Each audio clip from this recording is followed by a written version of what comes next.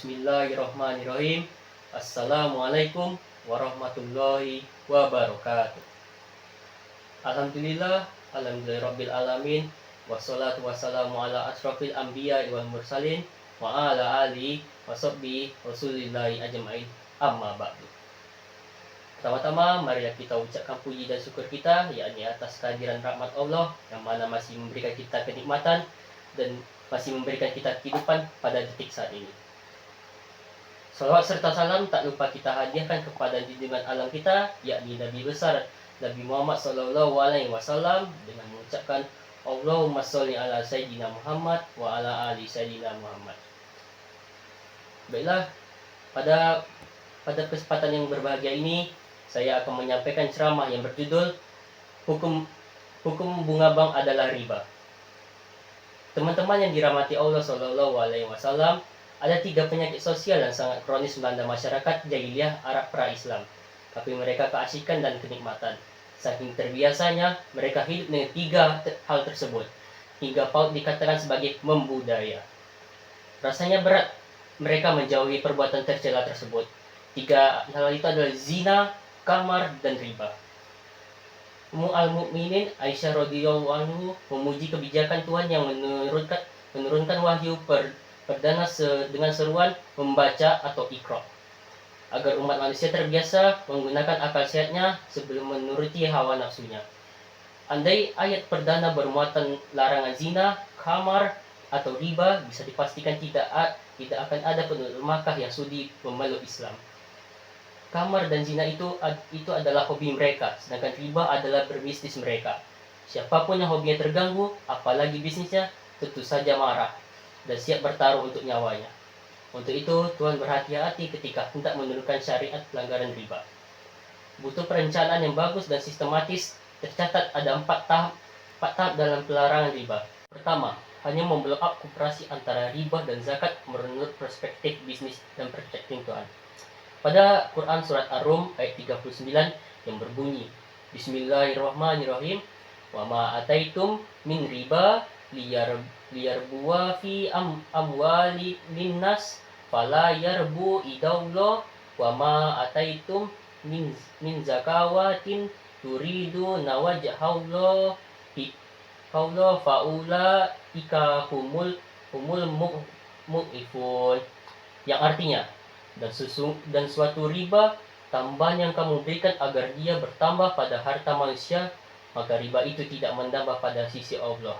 Dan apa yang kamu berikan berupa zakat yang kamu maksudkan mencapai keridhaan Allah, maka yang berbuat demikian itulah orang-orang yang melipat ganda. Ayat ini makiyah, sehingga tersurat bahwa Allah Subhanahu wa taala jauh-jauh sudah mengawali proses pelarangan riba. Yang kedua, memvonis praktik riba yang dilakukan oleh konglomerat Yahudi sebagai bisnis salib, padahal kitab suci mereka sudah melarang. Seperti yang tersurat dalam surat An-Nisa ayat 160 sampai 161, meski ayat ini turun di Madinah tapi belum melarang.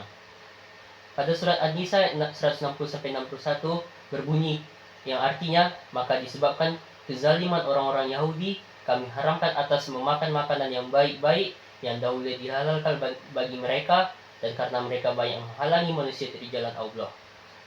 Dan disebabkan mereka memakan riba, padahal sesungguhnya mereka telah dilarang daripadanya. Dan karena mereka memakan harta benda orang dengan jalan yang batil, kami telah menyediakan untuk orang-orang dengan jalan yang batil. Kami telah menyediakan untuk orang-orang yang kafir di antara mereka itu siksa yang pedih. 3.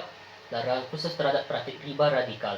Afla mu'al afa, yang berbunyi pada surah Al-Imran ayat 130, Bismillahirrahmanirrahim, ya ayyuhallazina amanu la ta'kulu riba afa muda'afa wa wattaqullaha la'allakum tuflihun, yang artinya, hai orang-orang beriman, janganlah kamu memakan riba dengan berlipat ganda, dan bertakwalah kamu kepada Allah supaya kamu mendapatkan keberuntungan. Keempat, larangan riba secara total. Pada Quran Surah Al-Baqarah ayat 278 yang berbunyi, Bismillahirrahmanirrahim, ya ayyuhallazina amanu ittaqullaha wazaru ma baqiya minar riba in kuntum mu'minin, yang artinya, Hai orang-orang yang beriman, bertakwalah kepada Allah dan tinggalkan sisa riba yang belum dipungut jika kamu orang-orang yang beriman. Teman-teman yang dirahmati Allah Subhanahu wa taala. Kini kita berkonsentrasi khusus membahas dua ayat terakhir, yakni Al-Imran ayat 130 dan Al-Baqarah ayat 278.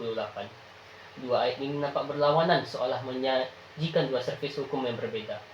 Bahwa ayat 130 Al-Imran hanya melarang praktik riba dengan bunga berlipat ganda saja. Artinya jika bunga tidak berlipat ganda maka tidak dilarang, alias boleh.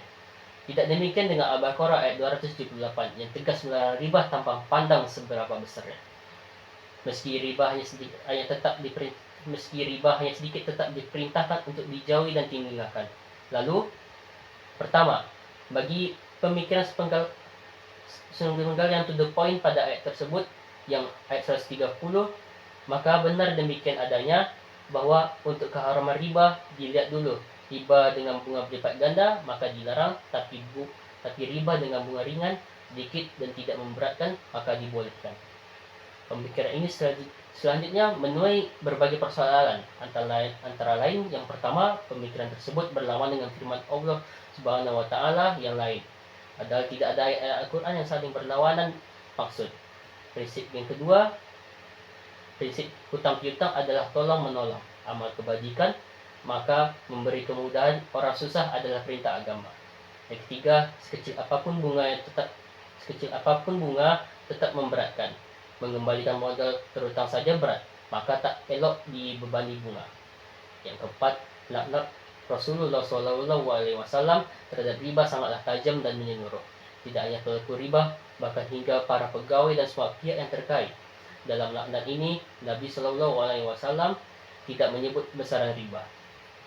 Yang kedua, memahami dua ayat kontradiktif tersebut sebagai satu rangkaian utuh pesan yang masih dalam proses, sehingga tidak bisa dipisahkan atau diambil sebagian untuk dijadikan dasar hukum tanpa mempertimbangkan sebagian yang lain.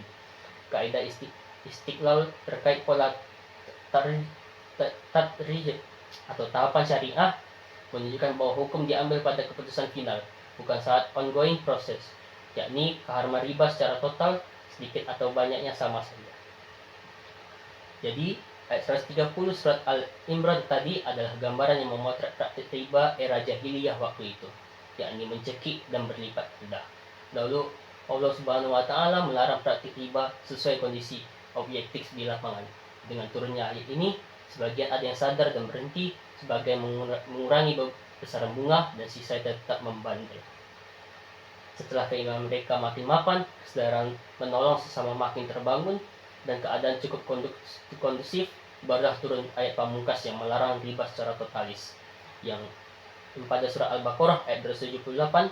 Dengan demikian, hukum riba sudah final, mengikat dan mutlak, yaitu haram. Pemikiran ini disepakati oleh jumhur ulama, utamanya kaum sufi. Dalam ayat pendek ini, kata antara lebih banyak ketimbang isi pesannya. Diawali dengan keimanan, ya ayyuhallazina amanu, dikuatkan dengan beberapa pesan bertakwa, ittaqullah. Baru isi pesan zaruma baki min al-riba, lalu ditutup dengan keimanan, in kuntum mu'minin. Larangan yang diapit keimanan dan ketakwaan ini sungguh mengisyaratkan bahwa hanya orang beriman dan bertakwa saja yang mampu menghindari riba. Teman-teman yang dirahmati Allah Subhanahu wa taala, semua lembaga studi keislaman di dunia ini sudah pernah membahas hukum bunga bank. Di tingkat internasional, Al-Buhus Al-Islamiyah yang bermarkas di Mesir. Di Indonesia, Mutakar Daula Ulama, Komisi Basul Masail seputar tahun 30-an juga pernah membahasnya. Putusan hukum kala itu menyebut bahwa yang pertama, bunga bank adalah haram, sedikit atau banyaknya sama saja. Iman al-kafal adalah pelopor pada saat itu. Yang kedua, boleh dengan syarat, antara lain tidak ada klausula harus memberi bunga saat transaksi. Meski prakteknya nanti tetap ada bunga sesuai tradisi, sehingga bunga tersebut dimaknai sebagai ucapan terima kasih dari orang yang berhutang tersebut. Rasulullah SAW melebihkan saat membayar hutang dengan menganjurkannya. Kebanyakan fuqaha setuju model ini. Dan yang ketiga, bunga bank adalah syubban. Tesis al-hadis memvonis syubban identik dengan haram. Kajian hukum tersebut adalah sah sebagai dinamika iktijat demi layanan publik. Namun, kesalahan moral tetap diperlukan.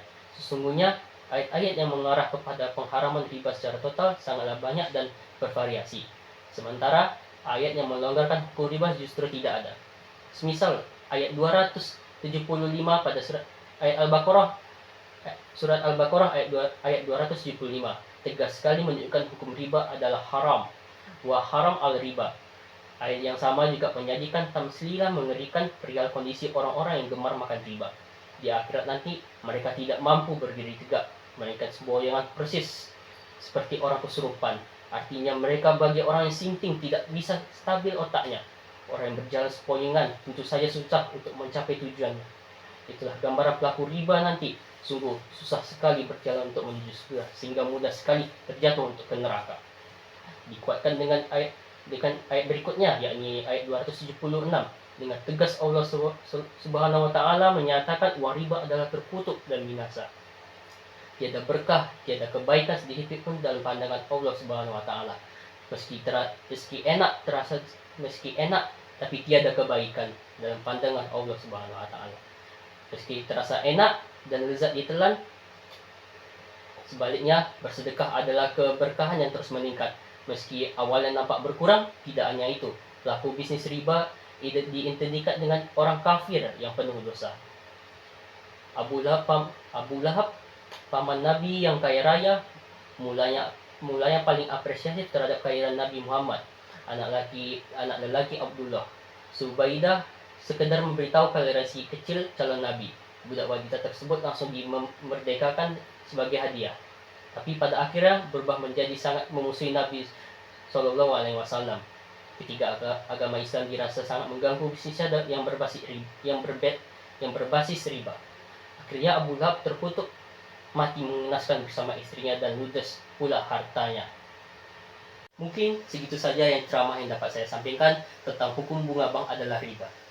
Kalau ada kata-kata saya yang salah, mohon dimaafkan karena kesalahan datang dari diri saya sendiri dan kebenaran hanya milik Allah Subhanahu wa taala. Cukup sekian. Wassalamualaikum warahmatullahi wabarakatuh.